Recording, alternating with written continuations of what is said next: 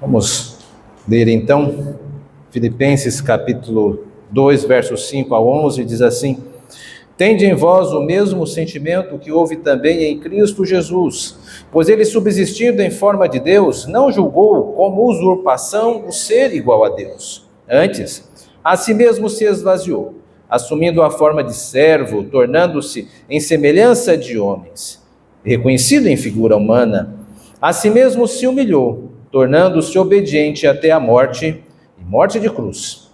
Pelo que também Deus o exaltou sobremaneira e lhe deu um nome que está acima de todo nome, para que ao nome de Jesus se dobre todo o joelho, nos céus, na terra e debaixo da terra, e toda língua confesse que Jesus Cristo é Senhor, para a glória de Deus Pai. Meus irmãos e irmãs, o título do sermão de hoje é Deus aprova a atitude certa. Deus aprova a atitude certa. O texto que eu li trata sobre esse assunto. Hoje nós estamos em dias festivos, não tem como ignorar isso. Mas eu advirto a todos que me ouvem que sempre gera muita confusão quando pessoas de fora tentam lidar com assuntos que pertencem apenas a um determinado grupo. Eu repito, sempre gera muita confusão quando pessoas de fora tentam entender assuntos que pertencem a um determinado grupo. Prova disso é o episódio da vinda de Pedro Álvares Cabral aqui ao Brasil. Não sei quantos sabem, mas Pedro Álvares Cabral fazia parte de uma companhia que tinha o seu objetivo, sua comitiva marítima, de chegar às Índias Orientais. Entretanto, o percurso não saiu exatamente como pretendia e, ao chegar aqui ao Brasil, deparou-se então com os nossos habitantes e deu um título a eles. Chamou-os de índios, porque pensava ele que estava na Índia Oriental. Meus irmãos e irmãs, se Pedro Álvares Cabral tivesse dado-se um pouco mais de tempo para conhecer os povos com que ali ele acabou tendo algum tipo de contato, saberia que não estava apenas diante de um povo, mas de inúmeros povos, por exemplo, os Pataxós, Terenas, Tupinambás, Xingu, Yanomami, Cuipó, entre outros. Ou seja, todas as vezes em que alguém de fora, como um europeu, tenta descobrir o que está acontecendo aqui, dar um rótulo de imediato a um assunto que pertence ao grupo, geralmente as coisas não vão dar certo, vão gerar confusão. O nascimento de Jesus Cristo, meus irmãos e irmãs, é assunto que diz respeito para quem afirma seguir a Jesus Cristo. É assunto de religião, e não de qualquer religião. É assunto da religião cristã. Jesus Cristo não nasceu no dia 25 de dezembro. E o que vemos hoje, nesta época do ano, com certeza não remete nada ao Jesus Cristo bíblico, o mantenedor, criador e rei do universo. O presépio católico quebra o segundo mandamento. A ideia de árvore de Natal, renas, Papai Noel, são exemplos desta grande confusão. Mas o texto que eu li agora, juntamente com os irmãos, trata da encarnação do Filho de Deus, o nosso Senhor Jesus Cristo. E hoje nós iremos aprender como o nosso Senhor Jesus Cristo bíblico é muito diferente do que querem nos fazer nesta época do ano. Portanto, meus irmãos e irmãs, o objetivo é mostrar quem é o nosso Senhor Jesus Cristo, um pouco dele acerca das Escrituras. Observando esse texto, nos assuntos que o apóstolo Paulo quer tratar, que são simplesmente dois, como facilmente detectável nesse texto. O primeiro assunto é que nós precisamos ter uma atitude semelhante a de Jesus. Esta é a grande preocupação inicial do apóstolo Paulo ao escrever aos Filipenses neste segmento. E segundo, que Deus aprova as atitudes que são semelhantes à de Jesus Cristo. Vamos então, sem muitas delongas, olhar o primeiro assunto. Nosso Senhor Jesus Cristo não pode ser acusado, meus irmãos e irmãs, de desconhecer a natureza humana. Vários textos poderiam ser apresentados para mostrar como o Senhor tem uma clareza de como ele lidou com uma humanidade pecaminosa. Mas eu creio que algumas parábolas aqui, vistas de uma forma geral, podem nos ajudar a perceber isso. Por exemplo, a parábola do bom samaritano. Quando há um samaritano solidário, alguém que age daquela maneira, há o dobro de pessoas que agem de forma diferente, como representados pelo sacerdote e levitas omissos. Para cada 10 leprosos curados, como tem no Evangelho de Lucas, um agradece, 9 são ingratos. Para cada 4 terrenos, onde a palavra é lançada em Mateus 13, apenas um germina e o triplo disso não vinga. Só aí nós entendemos que a matemática humana está muito depravada. A qualidade humana é muito ruim em corresponder a Deus conforme as atitudes que Ele deseja da sua humanidade. É por isso que o apóstolo Paulo, ele insiste em apresentar a Jesus Cristo como o grande modelo que deve ser seguido pelos filipenses, pela sua igreja. Veja no verso de número 5. Tende em vós o mesmo sentimento que houve também em Cristo Jesus. Certamente, meus irmãos e irmãs, nós estaremos muito bem acompanhados, imitando o Mestre, estaremos caminhando em terreno seguro. E a atitude que o apóstolo Paulo quer enfatizar à igreja de Filipos nesse momento é a grande humildade.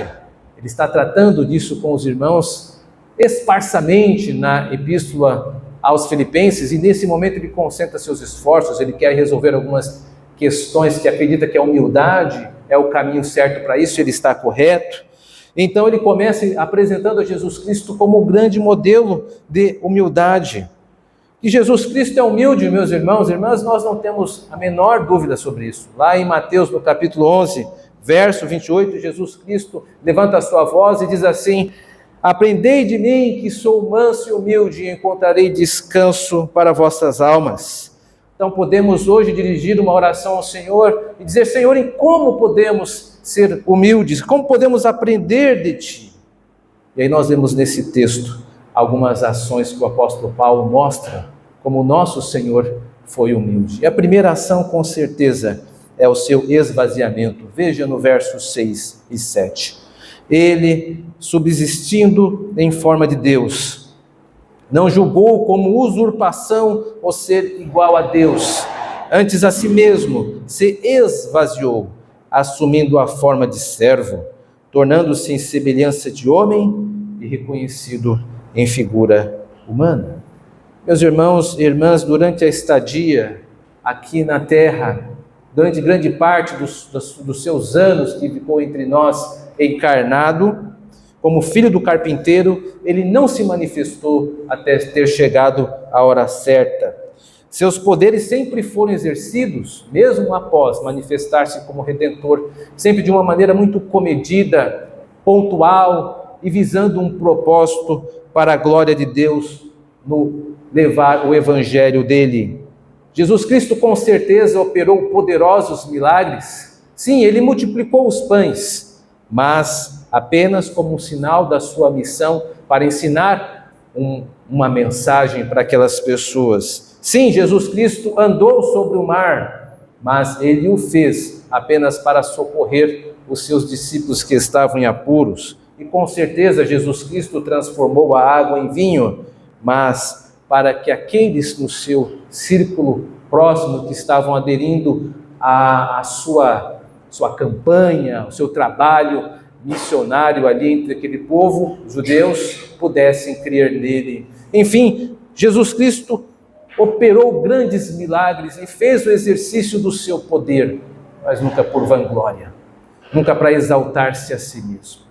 Muito diferente do que foi sugerido pelo nosso adversário quando o encontrou. Satanás tinha uma opinião como o poder deveria ser usado. Ele achava que o poder teria que ser usado para benefício próprio. Por isso, ele não foi tímido em tentar o nosso Senhor quando o desafiou. Se tu és o Filho de Deus, transforma esta pedra em pão. Se você tem poder, ele precisa estar a teu serviço. Faça esse milagre para autossatisfação. O Senhor Jesus Cristo recusou esse tipo de tentação. Sendo tu Deus, então pula do pináculo do templo, a fim de que, com uma visão majestosa, você sobrevoando pelas nuvens, as pessoas possam crer. Mas o Senhor Jesus Cristo também não deu atenção a esse exercício panfletário de poder. Meus irmãos e irmãs, a concepção de poder que o mundo tem e que Deus tem são duas coisas muito diferentes. O mundo vê o poder como algo que deve estar sempre a serviço de si mesmo para o seu próprio benefício. Mas no Evangelho nós aprendemos a humildade do nosso Senhor, em que o seu poder só foi executado sempre em corroboração à mensagem do Evangelho. Jesus Cristo foi o servo do Senhor e estava comprometido com a sua missão, como também espera que cada um de nós esteja. Uma segunda ação que também mostra a humildade, a materializa como um traço inegável, é que ele mesmo se humilhou. Veja no verso 8, a si mesmo se humilhou, tornando-se obediente até a morte de cruz. Eu acredito que você que passou o catecúmenos leu o Catecismo Maior, e há as sessões que falam sobre a humilhação e a exaltação do Redentor. Aqui nós estamos vendo nesse texto a ênfase da sua humilhação. Nós entendemos pelo nosso símbolo de fé que Jesus Cristo, ele humilhou-se como a segunda pessoa da Trindade em vários momentos da sua existência. Primeiro, ele nasceu entre a humanidade. Também ele sofreu nas mãos da humanidade, foi morto pela humanidade e enterrado pela humanidade. Estes atos são atos que remetem à grande humilhação de Deus, porque ele, sendo o próprio Criador, aquele que mantém agora mesmo estas estruturas que nós estamos vendo funcionando pelo seu poder, e aquele com o qual nós todos iremos tratar no final dos nossos dias, ele mesmo decidiu sofrer todas estas questões que eu acabei de citar. Diante disso, meus irmãos e irmãs, é importante dizer o que significa de uma forma geral e o que não significa. Primeiro, o que isso não significa. Jesus Cristo é o Verbo que se fez carne e é o verdadeiro Deus, não podemos esquecer. Por isso, não vamos olhar esse texto com a ideia de esvaziamento, como se o Senhor tivesse deixado parte da sua deidade ao encarnar-se. Isto não é correto. O Senhor não fez isso. Jesus Cristo foi plenamente Deus, como o é agora e sempre será, quando caminhou entre os homens. É importante que isto fique bem impregnado em nossa imaginação, porque vão tentar aí distorcer, dizendo que Jesus Cristo deixou parte da sua glória para sofrer mais. Não podemos concordar com isso. Jesus Cristo foi 100% homem e 100% Deus, matematicamente falando. Ele é o Deus e também ele é homem. Deus, homem. Se nós cairmos na tentação de darmos ouvidos a esta mensagem complicada, nós estaremos subtraindo o poder salvífico da cruz que está aqui atrás de mim. Devemos lembrar que o sacrifício do Senhor foi eficiente para salvar os seus eleitos, porque ele é Deus e homem, perfeito mediador. Como Deus, ele sofreu o grande sacrifício para trazer paz ao nosso relacionamento com Deus. E como homem, ele pôde nos representar em sua totalidade. Por isso, tomemos cuidado com algumas ideias desvirtuadas que tentam diminuir a deidade de Cristo. Jesus Cristo, ele é Deus, sempre foi Deus, em nenhum momento da sua existência deixou de ser. A salvação, meus irmãos, portanto, é um ato que depende da glória de Jesus Cristo como Deus. Tomemos cuidado disso. Embora sim, nós devemos ter a certeza da nossa salvação, devemos lembrar que a salvação, sobretudo, é um patrimônio do Senhor. Jonas 2,9 expressa isso muito bem. Do Senhor pertence a salvação. Assim também como Apocalipse, no capítulo 7, verso 10, diz: ao nosso Deus que se assenta no trono e ao Cordeiro pertence a salvação. A salvação dada pelo Senhor a seus eleitos e eleitas é algo que pertence ao Senhor. Quando nós dizemos a minha salvação, a salvação dele, estamos privatizando algo que pertence ao Senhor. Repito, nós devemos ter a certeza da nossa salvação, mas nunca esquecer a sua origem. A salvação tem origem em Deus e na sua eleição, e não na força e exercício humano. E o que significa isso de uma forma mais enfática como eu preciso fazê-lo. Eu digo e repito, Jesus Cristo é Deus. Vários textos da Bíblia, como nós lemos na liturgia, relatam sobre isso, o verbo que se fez carne. O autor de Hebreus, a grande exclamação, ó Deus, o teu trono, ó Deus, é para todo sempre, Hebreus 1:8. Em Atos, no capítulo 20, verso 28, é um belíssimo texto, onde está o relato de que os pastores e presbíteros deveriam cuidar da igreja, esta igreja a qual o próprio Deus comprou com o seu sangue, referindo-se à pessoa bendita do nosso Senhor Jesus Cristo. Por isso, meus irmãos e irmãs, é bom que se diga, não permita-se reduzir a Jesus Cristo a estas imagens desse período de tempo. O nosso Senhor transcende tudo isso. Ele é o grande Criador, mantenedor, juiz, Rei, o nosso Deus. Qualquer outro título que estão empregando a Jesus Cristo, que não seja o grande Deus, não é um título de honra, mas tenta diminuir. O Senhor Jesus Cristo é o nosso Deus e esta igreja está fundada nesta verdade como uma rocha. Podemos pensar nisso também nas suas aplicações pessoais. Paulo tinha uma clareza muito grande ao enunciar isso para a igreja dos Filipos. Os irmãos precisavam ser tocados pelo mesmo sentimento que Jesus Cristo ostentou como humilde, como a humildade. Nós precisamos, como aqueles que seguem aquele que foi crucificado, ostentar também características de humildade. O Senhor pagou um preço muito caro a fim de que pudesse cumprir os propósitos de Deus. Deus criou. Qual preço é caro demais para você? Porque por vezes algumas coisas tomam um tamanho vulto que tiram a nossa paz. A renúncia, com certeza, não é um caminho fácil.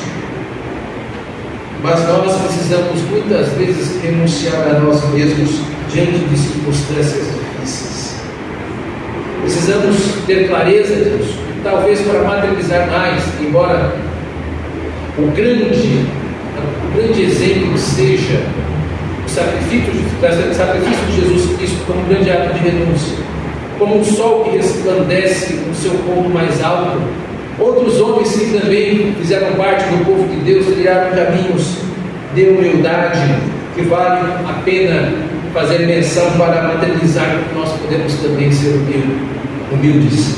Abraão, por exemplo, ele foi um homem que abriu mão e abnegou-se na sua antiga pátria, a fim de receber uma esperança, a esperança de uma terra que ele não conseguiu usufruir. Lá o autor de Hebreus, no capítulo 11, verso 9, diz isso belamente. Assim também como Moisés é reconhecido como um homem que renunciou a ser chamado filho da filha de Faraó.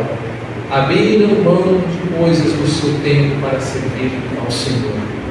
Precisamos deixar estas âncoras que nos impedem de servir a Deus de uma maneira mais integral, de uma maneira mais dedicada. Precisamos nos apegar mais aos tesouros do mundo vindouro que se manifestam nesta manhã por meio desta pregação do Evangelho.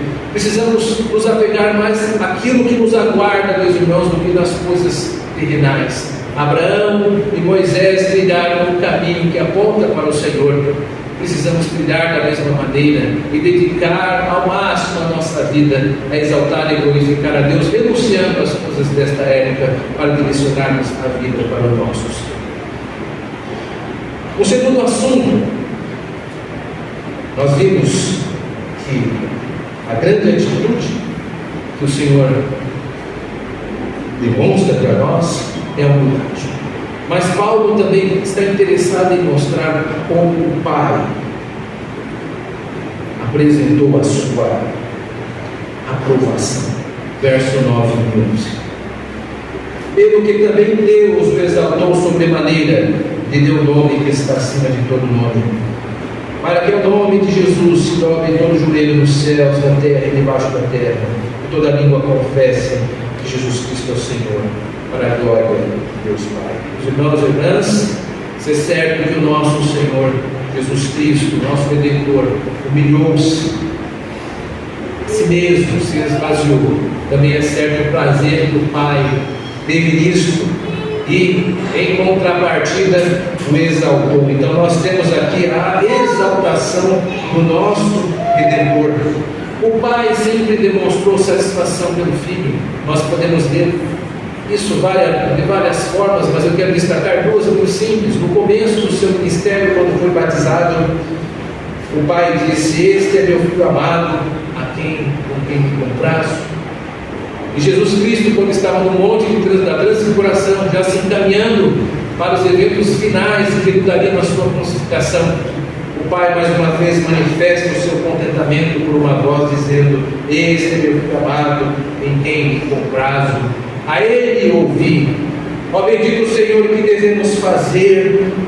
Nós estamos interessados em ouvir a sua voz, e o que o Senhor tem a nos dizer para que possamos ser humildes. Mateus 23, 12 responde essa pergunta: quem a si mesmo se exaltar será humilhado, e quem a si mesmo se humilhar será exaltado. Deus está interessado em que nós humilhemos a nós mesmos no serviço ao Senhor, que neguemos a nós mesmos, que carreguemos as nossas coisas, que andemos a segunda linha, que façamos mais daquilo que tenhamos feito. O Senhor diz isso porque isso é muito contra-intuitivo. O que é contra-intuitivo? Nós temos uma tendência de nos preservar mais, de brigar pelos nossos bens, de brigar pelos nossos feudos, por aquilo que nos interessa, de fazer a nossa vontade. Ó, meus irmãos e irmãs, quão distantes estamos do modelo de Jesus Cristo quando agimos assim? Precisamos ser mais parecidos com o nosso Senhor. Precisamos buscar primeiro as coisas do reino de Deus e deixar as coisas deste mundo no seu tempo. Não devemos buscar a nossa própria exaltação. O Senhor, no seu tempo certo, há de conferir a seus servos e servas aquilo que eles precisam. A humilhação, ela vem antes de qualquer outro tipo de premiação. Inclusive nesta terra, como Jesus Cristo disse isso, explicando aos discípulos de uma forma mais simples para que eles pudessem entender, como uma festa. Quando vocês forem numa festa, busquem não os primeiros lugares, busquem os últimos, para que o dono da festa possa vê-lo no final e trazê-lo, a fim de que você possa ser exaltado. Quanto a nós, meus irmãos e irmãs, precisamos agir dentro desta metáfora, fazer a vontade do Senhor, não procurando nossa própria exaltação, mas esperando que a seu tempo o Senhor nos recompense, se for a sua vontade, se for o seu desejo, nos coloque naqueles lugares que talvez almejemos, mas que depende do Senhor. Todas as vezes em que nós procuramos nos exaltar a nós mesmos, estamos indo contra o caminho do Senhor. Precisamos tomar cuidado para que nos nossos lábios a presença do nome do Senhor seja maior do que a presença do nosso nome. Meus irmãos, também nesse texto, a grande exaltação de Cristo, o eco da entronização do Senhor. Veja que a maneira como é descrito nesse verso remete para a entronização à direita de Deus Pai, como foi prometido em Salmo, no capítulo 2. Pelo que também Deus exaltou sobremaneira e deu o nome que está acima de todo nome, que o Senhor é Rei, para que no nome de Jesus se dobre todo o joelho, uma metáfora dos reis vencedores de antigamente, onde aqueles exércitos que perdiam suas batalhas tinham de se submeter. Assim também como todas as pessoas deste mundo precisam submeter-se ao senhorio do Senhor. Estevão nos permite um olhar sobre isso, que quando ele estava sendo apedrejado pelos seus, lá em Atos, no capítulo 7, ele olhou para o céu e disse: eis que vejo os céus abertos e o Filho do Homem em pé à destra de Deus. Em dano o Senhor estava e pronto a receber o seu servo que estava sofrendo. Também em Apocalipse 5, verso 7, o apóstolo João, que estava na ilha de Patmos, nos dá uma bela imagem quando demonstra que o Senhor está ao lado de Deus. Vejam Veio o Cordeiro e tomou o livro da mão direita daquele que estava assentado. Nosso Senhor reina, e de onde ele governa o universo, como o apóstolo Paulo diz, porque convém que ele reine até que haja posto todos os inimigos debaixo dos pés, como 1 Coríntios capítulo 15. Onde o nosso Senhor Jesus Cristo está? No seu devido lugar, reinando no universo. Nada acontece neste planeta que não seja pela sua bendita providência. Nada pode acontecer que não vá redundar em glória ao Senhor.